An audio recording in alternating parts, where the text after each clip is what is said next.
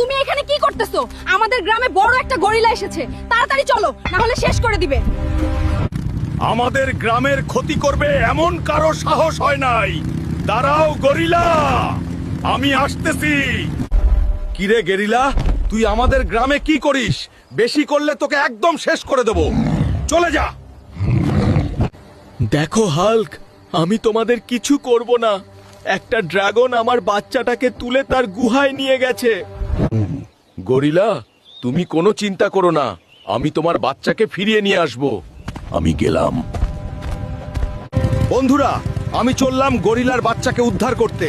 তোমাদের কি মনে হয় আমি কি পারবো বাচ্চাটাকে নিয়ে আসতে? কমেন্টস করে দাও।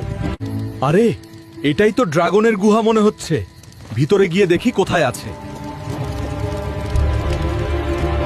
এই তো পেয়ে গেলাম গরিলার বাচ্চাটাকে, কিন্তু এখান থেকে আমি বের হব কিভাবে? ড্রাগনের আওয়াজ শোনা যাচ্ছে। কিরে ড্রাগন, তুই গরিলার বাচ্চাটাকে দিয়ে দে, না হলে তোকে মেরে একদম শেষ করে দিব। মানুষ এত বোকা।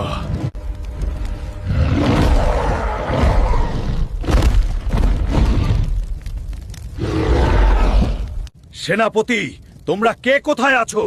এই লোকটাকে জেলখানায় আবদ্ধ করো। একে এখন মারবো না।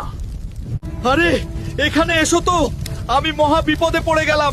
এখন এখান থেকে কিভাবে বের হব? বন্ধুরা, হেল্প করো আমাকে।